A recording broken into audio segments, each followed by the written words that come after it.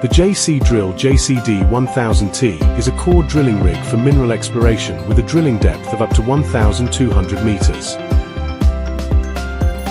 Before drilling, hydraulic outriggers extend to stabilize the machine. After opening the control valve cover, operate the corresponding valve. The mast can be raised and adjusted for 45 to 90 degrees vertical or inclined drilling.